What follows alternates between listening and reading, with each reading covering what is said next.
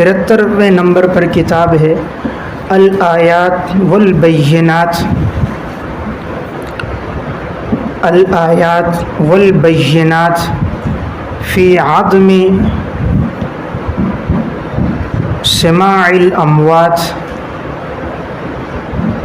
علی مذہب الحنفیۃ السادات۔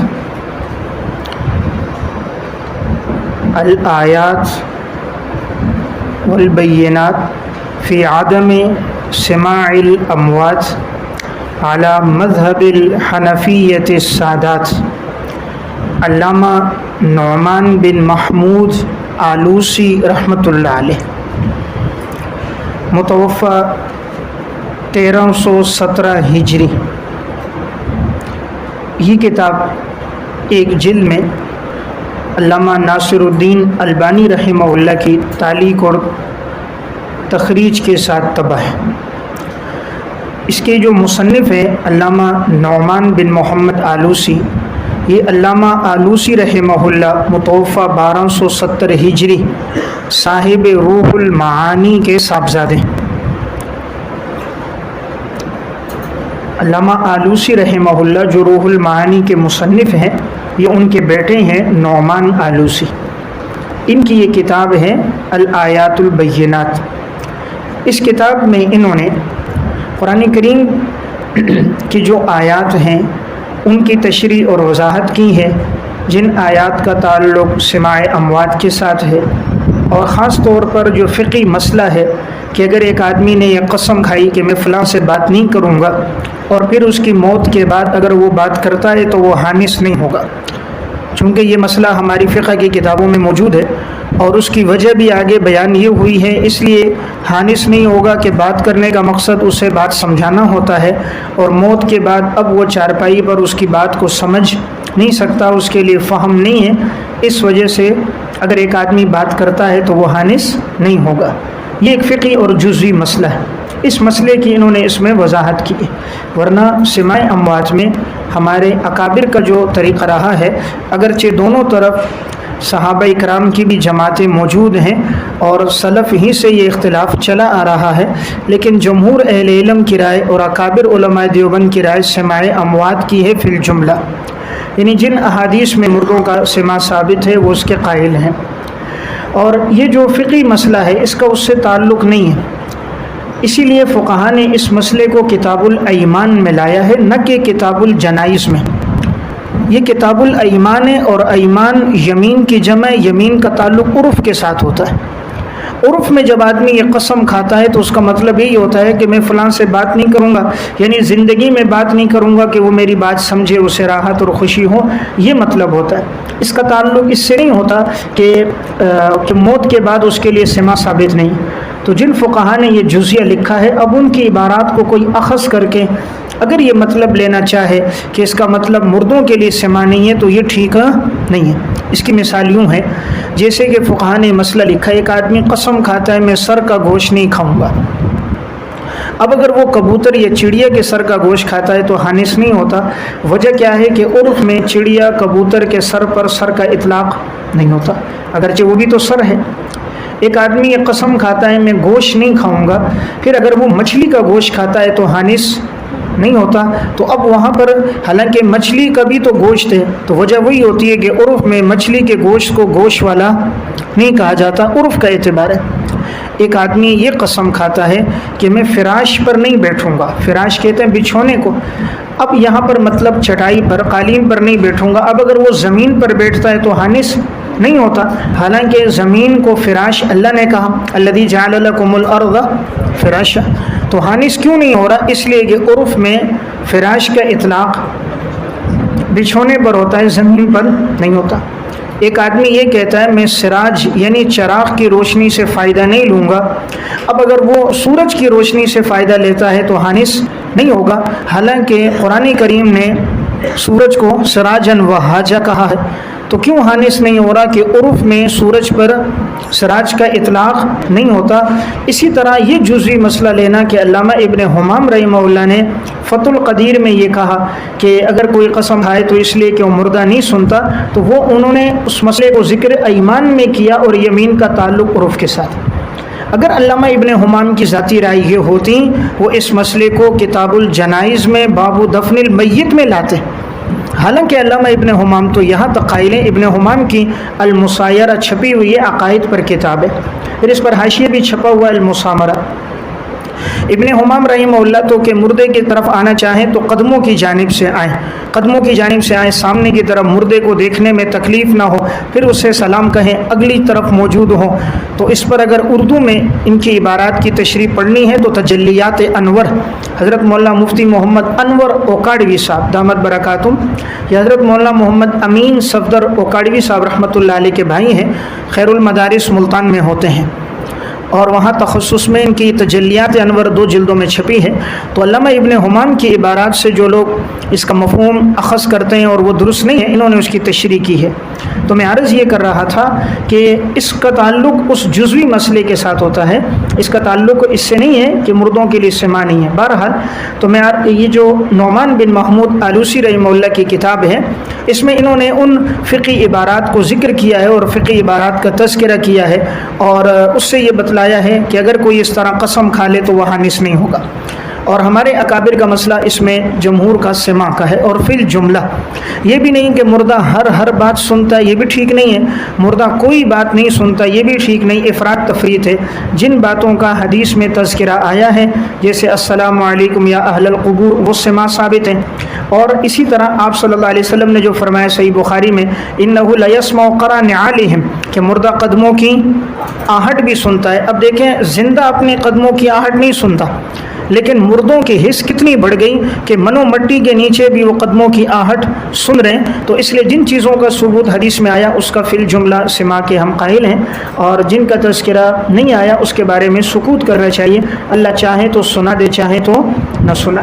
باقی تفصیل سے اگر پڑھنا ہے تو امام اہل سنت مولانا سرفراز خان صفدر صاحب رحمۃ اللہ علیہ کی کتاب ہے سماع موتیٰ، حضرت نے تفصیل کے ساتھ اس میں آیت کی تشریح اور اکابر کا مسلک نقل کر دیا۔ ام المومنین حضرت عائشہ رضی اللہ تعالیٰ عنہ کی رائے تھی، لیکن ان کا بھی رجوع ثابت ہے، چونکہ مسند احمد کی روایت میں ان سے سند جید کے ساتھ روایت ہے کہ وہ بھی قلیب بدر والی حدیث نقل کرتی ہیں کہ یہ مردے تم سے زیادہ سنتے ہیں لیکن یہ جواب نہیں دے سکتے، یہ روایت ان سے بھی ثابت ہے۔ نمبر 2، حضرت عائشہ رضی اللہ تعالیٰ عنہ حضرت اپنے بھائی عبد الرحمن کی قبر پر گئیں اور انہوں نے اشعار پڑھے۔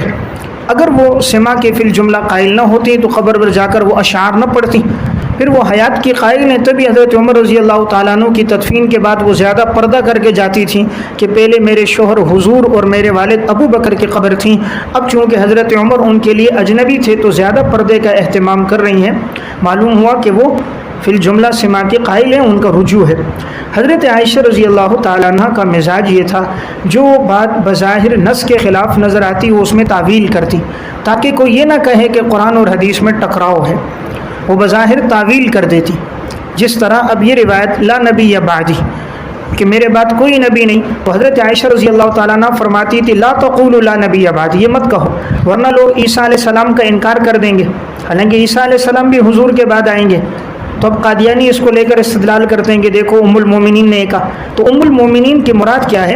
علامہ طاہر پٹھنی رحمۃ اللہ علیہ کی جو کتاب ہے، جو انہوں نے قرآن کریم کے غریب الفاظ پر کی وضاحت کی ہے، مجمع بحار الانوار فی غرائب التنزیل ولطائف الاخبار، اس میں انہوں نے لکھا ہے ناظر الی عیسیٰ ابن مریم۔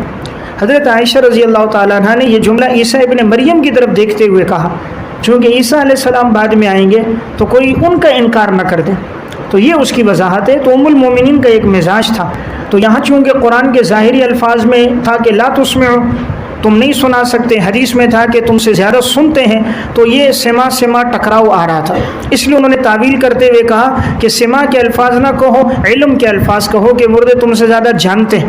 حالانکہ جاننا بھی تب ہوگا جب ادراک ہوگا نا، حیات ہوگی، حیات ہوگا تو جاننا ہوگا، تو جب حیات ہوگا جاننا ہوگا تو سما بھی ہوگا، جس کے لیے جاننا ثابت ہوگا اس کے لیے حیات بھی ثابت ہے۔ بہرحال یعنی گزارش میں عرض یہ کر رہا تھا کہ ام المومنین کا بھی رجوع ہے، اس لیے اکابر میں جمہور کی رائے یہی ہے، تفصیلاً اگر ذوق ہو تو وہاں پڑھیں۔ تو اس کتاب کا عنوان یہ ہے، اس میں انہوں نے اس کی وضاحت کی ہے۔ نمبر 74، جلاء العینین فی محاکمۃ الاحمدین۔ जिलाउल आइनैन फ़ी मुहाकमतिल अहमदैन, ये भी अल्लामा नौमान बिन महमूद आलूसी रहमहुल्लाह मुतवफ़ा 1317 हिजरी, ये किताब एक जिल्द में मतबाअतुल मदनी से तबाह है। यहाँ ये जो कहा गया जिलाउल आइनैन यानी आँखों को रोशन करने वाली किताब के जो दो अहमदैन के दरमियान में, दो अहमदैन से कौन मुराद हैं? एक इमाम इब्न हजर हैतमी मुतवफ़ा 974 हिजरी और एक अल्लामा इब्न तैमिया रहमहुल्लाह मुतवफ़ा 728 हिजरी। अहमदैन में एक मुराद जिलाउल आइनैन फ़ी मुहाकमतिल अहमदैन में एक इमाम इब्न हजर हैतमी मुतवफ़ा 974 हिजरी और दूसरे शेखुल इस्लाम अल्लामा इब्न तैमिया मुतवफ़ा 728 हिजरी।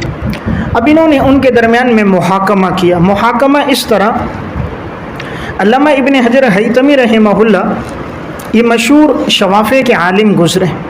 इनकी ये किताब है जो मेरे हाथ में अल-फ़तावल हदीसिया, अल-फ़तावल हदीसिया, इसका ये नुस्ख़ा क़दीमी कुतुब खाने से तबा है। इसमें सफ़ा नंबर 156, 57, 58, 59, 60, यहाँ अल्लामा इब्न हजर हैतमी रहमहुल्लाह से जब ये सवाल किया गया अल्लामा इब्न तैमिया रहमहुल्लाह के बारे में कि उन्होंने सूफिया इकराम पर नकीर की है, उन्हें बुरा भला कहा है, तो इब्न हजर हैतमी ने अल्लामा इब्न तैमिया पर बड़ा सख्त कलम चलाया और इन्होंने बड़े सख्त अल्फाज इस्तेमाल किए। यहाँ तक कि इसमें ये अल्फाज हैं, इब्न तैमिया अब्दुन ख़ज़लहुल्लाहु व अज़ल्लहु व अअमाहु व असम्महु व अज़ल्लहु, कि माज़अल्लाह अल्लामा इब्न तैमिया वो बंदा है कि अल्लाह उसको रुस्वा कर दे, अल्लाह उसको गुमराह करे और अल्लाह उसे अंधा कर दे, बहरा कर दे। तो उन्होंने बड़े सख्त अल्फाज इस्तेमाल किए हैं। हालांकि उम्मत में इनके लिए लफ्ज़ इस्तेमाल होता है शेखुल इस्लाम। अब इब्न हजर हैतमी ने आगे वो मसाइल लिखे हैं कि जिनमें अल्लामा इब्न तैमिया रहमहुल्लाह ने तफर्रुद इख्तियार किया है और जमहूर से हट कर है। इन मसाइल में मैंने इस पे नंबर शुमार लगाए हैं, ये तकरीबन 22 मसाइल बनते हैं जिनका यहाँ पर तज़किरा है। मैं इख्तिसार से ये अर्ज़ भी कर दूँगा। तो इन 22 मसाइल जो यहाँ इब्न हजर हैतमी ने लिखे, तो नौमान आलूसी ने उनका दिफा किया है। अल्लामा आलूसी के बेटे नौमान ने इनका दिफा किया है कि इन्होंने जो अल्लामा इब्न तैमिया के बारे में ये बातें कही, ये जुमले कहे और इन मसाइल का तज़किरा किया, तो उन्होंने दिफा करते हुए कहा है कि उनकी ये आरा नहीं थी, या अगर उनकी राय में कहीं तब्दीली थी या उनका रुजू साबित था, या उन्होंने किसी मसले के अंदर एक बात की थी, उनकी इन्होंने ताबीर ठीक इख्तियार नहीं की, या उनकी तरफ गलत मंसूब किया गया है, तो उन्होंने उन सब की वजाहत की। तो इस किताब में दो चीज़ों की तशरीह, एक इब्न हजर हैतमी ने जो इश्कालात किए उनकी तशरीह करके उनके जवाबात दिए। नंबर 2 इब्न रजब हम्बली मुतवफ़ा 795 हिजरी। अल्लामा इब्न रजब हम्बली वो हैं जिन्होंने ज़ैल व तबक़ातुल हनाबिला लिखी। तबक़ातुल हनाबिला छपी हुई है, इसका ज़ैल इन्होंने लिखा है जिसमें हनाबिला में जितने उलमा हैं उनके हालात लिखे। तो इन्होंने अल्लामा इब्न तैमिया और इब्न क़य्यिम के भी तफसीली हालात इस किताब में ज़िक्र किए। किसमें? ज़ैल व तबक़ातुल हनाबिला। तो इब्न रजब हम्बली ने भी जो एतराज़ात किए हैं, उनकी तरफ जिन बातों की निस्बत की है, उसके भी जवाबात दिए। तो गोया इन्होंने अपनी किताब में इन दोनों उलमा की बातों के जवाबात दिए, इब्न हजर हैतमी के और इब्न रजब हम्बली रहमहुल्लाह के, और मुहाकमा ये किया कि इब्न हजर हैतमी की जो बातें इनकी तरफ निस्बत हैं वो ठीक नहीं है, अल्लामा इब्न तैमिया की वो आरा नहीं है, या अगर वो आरा हैं तो उनके ये दलाइल हैं, उन्होंने वो दलाइल ज़िक्र किए। अब उससे पहले मैं एक बात अर्ज़ कर दूं कि इब्न हजर हैतमी ने यहाँ जो कलम चलाया, बड़े सख्त अल्फाज गुमराही के और ज़िल्लत के और अंधे और बहरे होने के, ये हमारे अकाबिर का तरीक़ा नहीं है।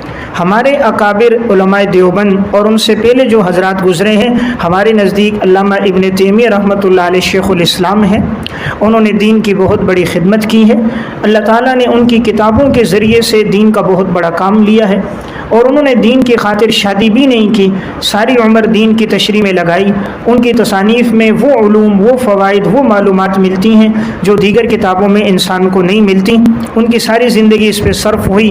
انہوں نے تاتاریوں کے خلاف جہاد کیا، بڑے بہادر، شجاع، ایک مجاہد انسان گزرے ہیں، صوم و صلات کے بڑے پابند تھے، بڑے متقی اور پرہیزگار تھے۔ ان کے تفصیلی حالات اگر پڑھنے ہوں، علامہ ابن عبد الہادی حنبلی رحمۃ اللہ علیہ نے ان کے تفصیلی حالات بیان کیے ہیں، جس میں انہوں نے ان کے تقوی، طہارت اور ان کی کرامات کا بھی تذکرہ کیا۔ اسی طرح حافظ ابن کثیر رحمۃ اللہ علیہ نے البدایہ والنہایہ میں ان کا تذکرہ بڑے بلند پایہ القابات کے ساتھ کیا، اور ان کے جنازے کا ذکر کہ جب جنازہ اٹھا تو اتنی مخلوق تھی کہ انہیں کندھا دینے کا موقع نہیں مل رہا تھا، بڑے بڑے بانس لگائے گئے، اور ان کے جسم پہ ہر ایک عورتیں بھی اپنا کپڑا پھینک کر کھینچتی، اپنے جسم پر، بچوں کے جسم پہ ملتی تاکہ برکت حاصل ہو جائے۔ امام ذہبی رحمۃ اللہ علیہ نے بھی تذکرۃ الحفاظ میں ان کا تذکرہ بڑے بلند پایہ القابات کے ساتھ کیا۔ حافظ ابن حجر اسقلانی رحمہ اللہ نے بھی ان کا جو تذکرہ کیا ہے وہ بلند پایہ القابات سے کیا۔ شیخ عبد الفتاح ابو غدہ رحمۃ اللہ علیہ نے بھی ان کا تذکرہ کیا ہے القابات کے ساتھ۔ مولا علی قاری رحمہ اللہ فرماتے تھے کانا من اکابر اہل سنت والجماعہ، علامہ ابن تیمیہ اور ابن قیم ہمارے اہل سنت والجماعت کے اکابر علماء میں سے ہیں، تو انہوں نے دینی بڑی خدمات کی ہیں۔ البتہ یہ جو ان کے مسائل ہے یہ ان کا تفرد ہے، تو ان کے تفرد کو بیان کیا جائے، لیکن جمہور کی رائے پر انسان چلے، لیکن تفرد کی وجہ سے ان پہ فتویٰ لگانا معاذ اللہ گمراہی کا، کفر کا یا ذلت کا، یہ کسی کے لیے قطعاً اس کی اجازت نہیں ہے۔ یہ وہ مسائل تھے جو ان میں اکثر بعض مسائل فرعی ہیں، فرعی مسائل میں اگر کوئی اپنی رائے رکھتا ہے تو رکھ سکتا ہے، تفرد اختیار کر سکتا ہے، اگرچہ بہتر یہ ہے کہ انسان جمہور کے دامن کو نہ چھوڑے۔ اس لیے علامہ ابن تیمیہ رحمہ اللہ شیخ الاسلام ہیں، دین کی انہوں نے بڑی خدمات کی، یہاں تک کہ ان کے بارے میں علامہ ابن العماد نے شذرات الذہب میں لکھا ہے کل حدیث لا یعرف ابن تیمیہ فلیس بحدیث، جو حدیث علامہ ابن تیمیہ کو معلوم نہ ہو وہ حدیث ہی نہیں ہے۔ امام ابو حیان جب ان سے ملنے گئے تھے اور ان کے سامنے نحو پر بات کی کہ امام سیبوی نے نحو میں کتاب لکھی اور تو بڑی تعریف کی، تو انہوں نے ایک مجلس میں امام سیبوی کی الکتاب کی 80 غلطیاں شمار کروائیں۔ پھر جب ابو حیان اٹھے تو ان کی پیشانی کو بوسہ دیا تھا اور کہا تھا واللہ ما رأیت مثل ولم یرہ مثل نفسی، اللہ کی قسم میں نے بھی اس جیسا انسان نہیں دیکھا اور اس نے خود بھی اپنے جیسا انسان نہیں دیکھا۔ علامہ ابن تیمیہ حدیث کے تو حافظ الحدیث تھے، حدیث اور رجال کے تو بڑے ماہر تھے، کوئی حدیث کا ایسا متن نہیں ہے جو انہیں زبانی یاد نہ ہو۔ علامہ ابن دقیق العید رحمۃ اللہ علیہ جب ان سے ملنے گئے، ابن دقیق العید بھی بہت بڑے انسان ہیں، وہ فرماتے ہیں یہ ایسا آدمی ہے کہ علم اس کے سامنے رکھا ہے، جہاں سے جو چاہتا ہے لیتا ہے، جہاں سے جو چاہتا ہے چھوڑ دیتا ہے، سارے علوم اس کی آنکھوں کے سامنے۔ اللہ رب العزت نے انہیں حافظہ بڑے غضب کا دیا تھا، جو بات سنتے تھے انہیں یاد ہو جاتی تھی، متقی اور پرہیزگار بھی بہت زیادہ تھے، اسی لیے ان کے شاگرد لکھتے ہیں کہ علامہ ابن تیمیہ فرماتے ہیں کنت اذهب الى المساجد المهجوره وامرغ وجهي في التراب واقول یا معلم آدم و ابراہیم علمنی، کہ میں ویران مسجدوں میں جا کر اپنی پیشانی رگڑتا ہوں، اللہ سے مانگتا ہوں اے اللہ تو نے ابراہیم اور حضرت آدم کو علم دیا، مجھے بھی عطا کر۔ پھر اللہ تعالیٰ نے ان کے لیے علم وہابی کو کھول دیا تھا، اور ان کی کتابوں میں علم وہابی ملتا ہے، یعنی وہ معلومات جو دیگر جگہ نہ ملیں وہ ان کی کتابوں میں دستیاب ہیں۔ تو آخری زندگی کے 2 سال تو ان کی بڑی عبادت اور تقوی میں گزرے، ہمیشہ زبان پہ قرآن کی تلاوت تھی، صوم و صلات کے بڑے پابند تھے، تو بڑے اللہ والے انسان گزرے ہیں۔ لیکن بہرحال ان کے یہ چند مسائل میں تفرد ہیں، جس کی وجہ سے جمہور اہل علم کے ہاں ان کے تفردات کو قبول نہیں کیا گیا، لیکن تفرد کی بنیاد پر کوئی سخت جملہ کہنا یا ان کو معاذ اللہ گمراہ کہنا یہ ہمارے اکابر کا اور بڑوں کا طریقہ نہیں رہا۔ تو اس لیے ابن حجر ہیثمی نے جو یہاں قلم چلایا تو بڑا سخت قلم چلایا، اور انہوں نے یہ جملے بڑے سخت استعمال کر دیے، اس لیے علامہ نعمان آلوسی نے پھر ان کے جوابات دیے۔ اب وہ مسائل کون کون سے ہیں؟ تو ابن حجر ہیثمی نے جیسے پہلا ایک مسئلہ لکھا ہے، مثلا علامہ ابن تیمیہ رحمہ اللہ کی طرف منسوب کر کے کہ ابن تیمیہ رحمہ اللہ کی رائے یہ ہے کہ اگر کوئی شخص کہتا ہے علیہ الطلاق انہ لا یقع علیہ بل علیہ کفارۃ یمین ولم یقل بالکفارہ احد من المسلمین قبلہ، انہوں نے کہا علامہ ابن تیمیہ رحمہ اللہ کی رائے یہ کہ اگر کوئی شخص یہ کہتا ہے کہ میرے اوپر طلاق لازم ہے، بیوی کو طلاق دے رہا ہے تو وہ کفارہ دے دے، بس یہ کافی ہے۔ تو اب ابن حجر ہیثمی کہہ رہے ہیں یہ کفارے والی بات مسلمانوں میں سے پہلے کسی نے نہیں کی، یعنی اس سے طلاق واقع ہوگی، کفارہ اس پر لازم نہیں ہوگا. اور ابن تیمیہ رحمہ اللہ کی رائے کہ کفارہ دے طلاق نہیں ہوگی، تو ابن حجر حیتمی کہتے ہیں یہ رائے ان سے پہلے کسی نے نہیں دی. اسی طرح دوسرا مسئلہ لکھا ہے وَأَنَّ طَلَاقَ الْحَائِضِ لَا يَقَعُ، حالت حیض میں کوئی طلاق دے تو واقع نہیں ہوگی. یہ علامہ ابن تیمیہ کی رائے ہے. تو اب جمہور اہل علم کی رائے یہ ہے کہ طلاق واقع ہو جاتی ہے، اگرچہ بہتر طریقہ کیا ہے کہ حالت حیض میں طلاق نہ دی جائے، کہ آپ صلی اللہ علیہ وسلم حضرت عمر سے فرمایا تھا کہ اپنے بیٹے سے کو رجوع کرے جب انہوں نے حیض میں طلاق دی، تو بہتر تو یہ ہے. لیکن علامہ ابن تیمیہ کی رائے یہ ہے کہ وہ کہتے ہیں طلاق واقع نہیں ہوگی. اسی طرح تیسری بات جو ذکر کی ہے وَقَذَا الطَّلَاقُ فِي طُهْرٍ جَمَعَ فِيهِ، اسی طرح طلاق دینا اس طہر میں جس میں جمع کیا ہو، تو طلاق ہوگی یا نہیں؟ جمہور کی رائے یہ ہے کہ ہو جائے گی، اگرچہ بہتر ہے اس طہر میں طلاق دو جس میں جمع نہ کیا ہو، لیکن اگر کوئی طلاق دے دے تو طلاق واقع ہو جائے گی. علامہ ابن تیمیہ کی رائے یہ ہے کہ طلاق واقع نہیں ہوگی. یا اسی طرح نمبر 4 وَإِنَّ الصَّلَاةَ إِذَا تَرَكَتْ عَمَدًا لَا يَجِبُ قَضَاؤُهَا، اگر کوئی جان بوجھ کے نماز چھوڑ دے تو اس پر قضا لازم نہیں ہے. جمہور اہل علم کے ہاں قضا ہے، کوئی عمدن اگر نماز چھوڑ دے گا تو وہ نماز کی قضا کرے گا. اور علامہ ابن تیمیہ کی طرف جو منسوب ہے وہ یہ ہے کہ وہ یہ کہتے ہیں نسیان کی صورت میں من نام عن صلاۃ او نسیها فلیصلیها فإن ذلك وقتها، عمد کی صورت میں گویا وہ قضا کے قائل نہیں ہے. پانچویں جو بات ان کی طرف منسوب کی گئی ہے وہ یہ ہے کہ وہ کہتے ہیں ان الحائض یباح لها بالطواف بالبیت ولا کفارۃ علیہا، حائضہ عورت اگر طواف کر دے تو اس پر کفارہ نہیں ہے. حالانکہ جمہور کے ہاں حائضہ عورت بیت اللہ کا طواف نہیں کر سکتی، بیت اللہ میں داخل نہیں ہو سکتی. اسی طرح نمبر 6 وَإِنَّ الطَّلَاقَ الثَّلَاثُ يُرَدُّ إِلَى وَاحِدَةٍ، کہ 3 طلاقیں ان کے نزدیک ایک کی طرف لوٹیں گی. اب یہ بات بھی جمہور کے بالکل خلاف ہے. جمہور سلفاً خلفاً، جمہور ائمہ 4 فقہا محدثین، تعامل صحابہ اور اس وقت سے لے کر آج تک تعامل امت یہ ہے کہ 3 طلاق 3 ہیں. اب 3 طلاق کو ایک شمار کرنا یہ علامہ ابن تیمیہ رحمہ اللہ کی رائے تھی، پھر علامہ ابن قیم کی ہے، اور آج کے دور میں غیر مقلدین کی ہے. ورنہ جمہور کی رائے یہ ہے کہ 3 طلاق 3 ہیں.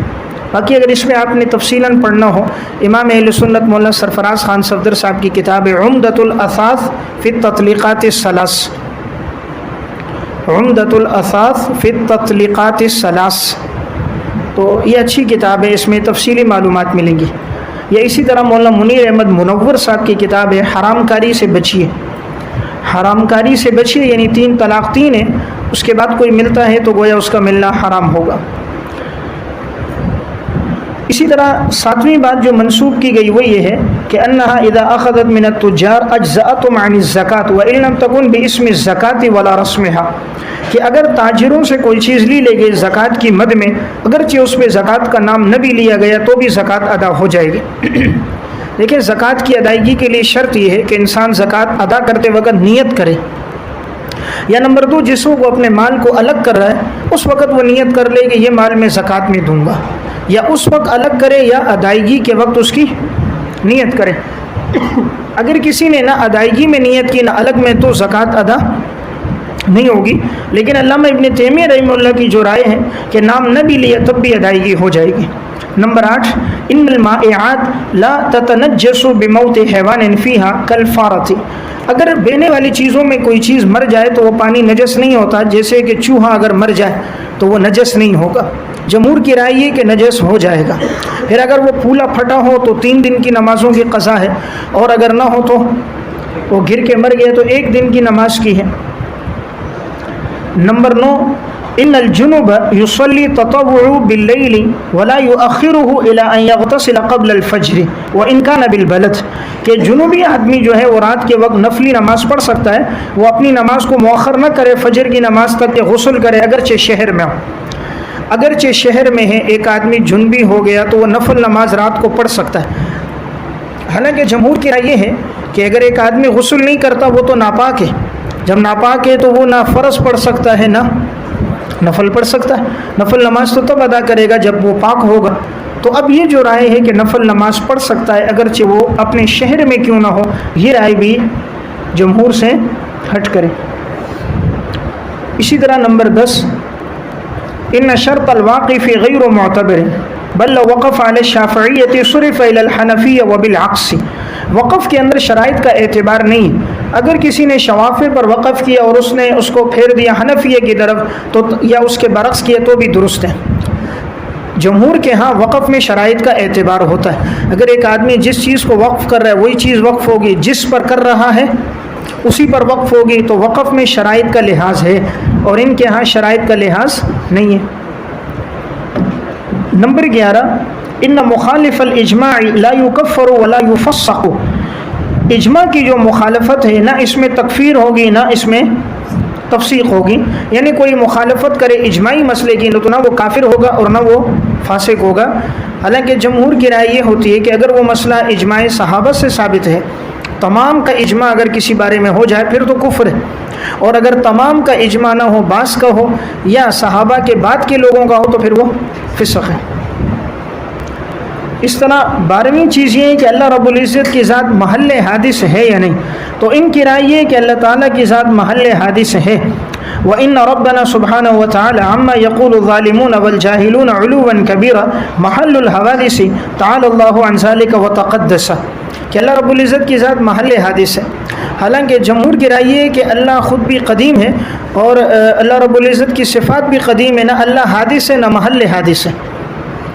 اگر اللہ کو معاذ اللہ محل حادث مانا جائے گا تو پھر حادث اسے کہتے ہیں جو چیز پہلے نہ ہو بعد میں وجود ہو، اور ایک وقت کے بعد پھر فنا ہو جائے، جیسے ہم پہلے نہیں تھے آج موجود ہیں، ایک وقت کے بعد پھر فنا ہو جائے گا تو وہ حادث ہیں۔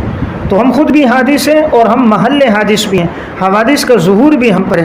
اللہ خود بھی قدیم ہے اور اللہ تعالیٰ کی صفات بھی قدیم ہے، اللہ محل حادث نہیں ہے۔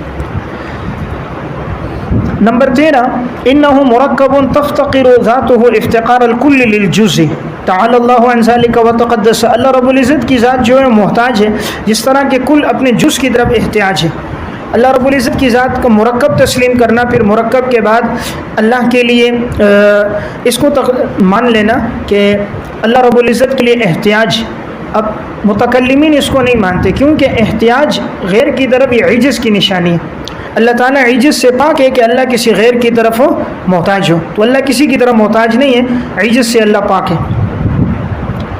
نمبر 14، ان القرآن، کہ قرآن کریم جو ہے وہ حادث ہے اللہ تعالیٰ کی ذات میں، حالانکہ جمہور کی رائے قرآن اللہ کا کلام ہے، وہ قدیم ہے، کلام نفسی ہے، اللہ کا کلام کلام نفسی ہے، وہ حادث نہیں ہے۔ نمبر 15، ان العالم قدیم بالنوع، کہ اللہ تعالیٰ جو ہے وہ عالم میں قدیم بالنوع ہے۔ عالم کو قدیم بالنوع کہنا یہ بھی جمہور سے ہٹ کرے، جمہور کہتے ہیں عالم جو بھی ہے وہ حادث ہے، عالم قدیم بالنوع نہیں ہے، قدیم صرف ذات اور صفات ہے۔ اس طرح نمبر 16، وقولوا بالجسمیت والجہت والانتقال، اللہ کے لیے جسمیت یا اللہ کے لیے جہت یا انتقال، ایک جگہ سے دوسری جگہ منتقل ہونا، اس کا قائل ہونا، یہ بھی جمہور سے ہٹ کرے۔ نمبر 17، انہ بقدر العرش لا اصغر ولا اکبر تعالی اللہ عن ذلک، کہ اللہ رب العزت عرش کے برابر ہے، نہ عرش سے چھوٹا ہے نہ عرش سے بڑا ہے، عرش کے برابر ہے، حالانکہ اللہ اکبر، اللہ تو ہر چیز سے بڑا ہے۔ اب یہ کہ عرش کے برابر کہنا یہ بھی جمہور سے ہٹ کرے، اللہ عرش کی طرف محتاج نہیں ہے۔ مکان کی ضرورت اسے ہوتی ہے کہ جب مکین کے لیے جسم ہو، اللہ جسم سے پاک ہے، اللہ کو مکان کا احتیاج ہی نہیں۔ اور نمبر 2، مکان مکین سے بڑا ہوتا ہے تبھی مکین اس پر بیٹھ سکتا ہے، اگر اللہ کے لیے جسم مانو گے تو مکان کا مکین سے بڑا ہونا لازم آئے گا، حالانکہ کائنات میں اللہ سب سے بڑھ کر ہے۔ پھر اگر اللہ کے لیے مکان مانیں گے تو احتیاج لازم آئے گا، اللہ احتیاج سے پاک ہے۔ پھر مکان تو بعد میں پیدا ہوا، اللہ تو پہلے سے ہے، اللہ تو اس وقت بھی تھا جب کائنات میں کچھ نہیں تھا، تو پھر مکان بعد میں آیا، تو گویا پھر وہی بات، اللہ محل حادث ہوا، تو گویا اللہ رب العزت کی ذات جب پہلے تھی اور عرش نہیں تھا تو پھر اللہ کہاں تھا؟ تو یہ سارے اعتراضات تبھی ہوں گے جب معاذ اللہ جہت، مکان یا جسمیت مانی جائے۔ اس لیے جمہور کی رائے تفویض کی ہوتی ہیں، اور صفات باری تعالیٰ کے مسئلے میں تعویل ہے، اللہ رب العزت جسم سے پاک ہے۔ نمبر 18، ان النار تفنی، جہنم فنا ہوگی۔ اب جہنم کی فنا کی بات کہنا یہ بھی جمہور سے ہٹ کرے، جمہور کی رائے یہ ہے کہ جنت اور جہنم پہ فنا نہیں ہے، اللہ نے بنایا تو جنتی جنت میں ہمیشہ، اور جہنمی خالدین فیہا ابدا، جہنم میں ہمیشہ رہیں گے، فنا کی بات کے لیے دلیل نہیں۔ اس طرح نمبر 19 ان الانبیاء غیر معصومین، انبیاء معصوم نہیں ہیں۔ جمہور کی رائے ہے کہ انبیاء علیہ السلام گناہ کبیرہ سے معصوم ہیں اور صغیرہ سے بھی اکثر کے ہاں معصوم ہیں، قبل النبوہ بھی اور بعد النبوہ بھی، اگرچہ اکثر کی رائے یہ ہے کہ قبل النبوہ صغائر ہو سکتے ہیں، البتہ بعد النبوہ کبائر اور صغائر دونوں سے معصوم ہیں۔ نمبر 20 وَإِنَّ رسول اللہ صلی اللہ علیہ وسلم لا جاء له ولا يتوسل به، آپ صلی اللہ علیہ وسلم کی ذات سے توسل درست نہیں ہے، علامہ ابن تیمیہ رحمہ اللہ کے ہاں، جبکہ جمہور کے ہاں توسل جائز ہے۔ میں نے عرض کیا تھا ایک توسل بالاعمال الصالحہ ہے اور ایک توسل بالذوات الفاضلہ ہے، اور ایک توسل کسی زندہ آدمی کے واسطے سے دعا کرنا ہے، جیسے حضرت عمر رضی اللہ تعالیٰ عنہ نے حضرت عباس رضی اللہ تعالیٰ عنہ کے توسل سے دعا کی، صحیح بخاری کتاب الاستسقاء میں روایت ہے۔ نمبر 21 ان انشاء السفر الیہ بسبب الزیارت معصیۃ لا تقصر الصلاۃ فیہ، کہ اگر ایک آدمی گناہ کے لیے سفر کر رہا ہے تو کیا وہ نماز میں قصر کرے گا یا نہیں کرے گا؟ اب جب رائے تو یہ ہے کہ نماز میں قصر کرے گا۔ اگر ایک آدمی گناہ کے لیے بھی سفر کرتا ہے یہ اس کا اپنا گناہ ہے، لیکن سفر کی وجہ سے اس کے لیے نماز میں قصر جائز ہے۔ اسی طرح اب یہ جو رائے ان کی علامہ ابن تیمیہ کی شد رحال کا مسئلہ جو مشہور ہے کہ وہ فرماتے ہیں کہ نیت جو کرے مسجد نبوی کی کرے، روضہ رسول کی نیت نہ کرے۔ حالانکہ جمہور کی رائے یہ کہ روضہ رسول کی نیت جائز ہے، اور جائز ہی نہیں، ابن حمام رحمہ اللہ کہتے قریب من الواجب ہے، واجب کے قریب ہے کہ حضور کے روزے کی نیت سے سفر کرنا کیا جائے۔ صرف علامہ ابن تیمیہ کی رائے تھی، وہ فرمائے تھے مسجد نبوی کی نیت کی جائے۔ اسی طرح ایک 22واں مسئلہ یہ ہے ان التوراۃ والانجیل لم تبدل الفاظهما وانما بدلت معانیهما، تورات اور انجیل میں الفاظ کو تبدیل نہیں کیے گئے، صرف اس میں معانی بدلے گئے۔ حالانکہ اکثر اہل علم کی رائے یہ ہے کہ تورات اور انجیل میں جس طرح تحریف معنوی ہوئی ہے اسی طرح تحریف لفظی بھی ہوئی۔ یہ میں نے 22 چیزیں آپ کے سامنے عرض کر دیں۔ عموماً بعض ساتھیوں کو ذوق ہوتا ہے کہ وہ کون سے مسائل ہیں جس میں علامہ ابن تیمیہ رحمہ اللہ کی رائے جمہور سے ہٹ کرے، تو وہ مسائل انہوں نے ذکر کر دیا، لیکن ان مسائل کے اندر بہت سے ایسے ہیں جو علامہ ابن تیمیہ کی رائے نہیں بھی ہے، یا ان کا رجوع بھی ثابت ہے، یا ان کی وہ تعبیر نہیں ہے جو تعبیر انہوں نے اختیار کی ہے۔ اس لیے ان میں سے علامہ نعمان آلوسی کی جو کتاب کا میں نے ذکر کر دیا جلاء العینین فی محاکمۃ الاحمدین میں انہوں نے انہی دو احمدین کا محاکمہ کیا، یعنی ابن حجر ہیثمی اور علامہ ابن تیمیہ رحمہ اللہ کہ ان کی رائے کیا ہے اور ان کی طرف منسوخ کیا ہے، تو اس کے بھی جوابات دیے، اور آخر کے اندر انہوں نے ابن رجب حنبلی نے جو اشکالات کیے ان کے بھی جوابات دیے۔ تو بہرحال اس کتاب کو اگر کوئی ساتھی پڑھ لے تو جو باتیں ان کی طرف منسوب ہیں اس کی وضاحت اس کے سامنے آ جائے گی۔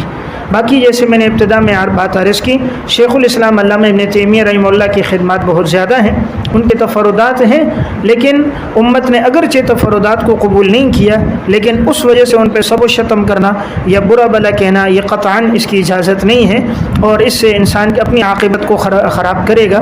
انہوں نے اگر کوئی رائے دی ہے تو نیک نیتی کے ساتھ دی، اپنے علمی وجدان کے مطابق، اپنی علمی صلاحیت اور استعداد کے مطابق دی، اور ان کے پاس بھی اس موضوع پر دلائل تھے، اور یہ فرعی مسئلے ہیں، عموماً عقیدے کے نہیں ہیں۔ فرعی مسائل میں اگر کوئی رائے اپنی رکھنا چاہے دلائل کے ساتھ تو وہ اپنے اختلاف رائے کر سکتا ہے۔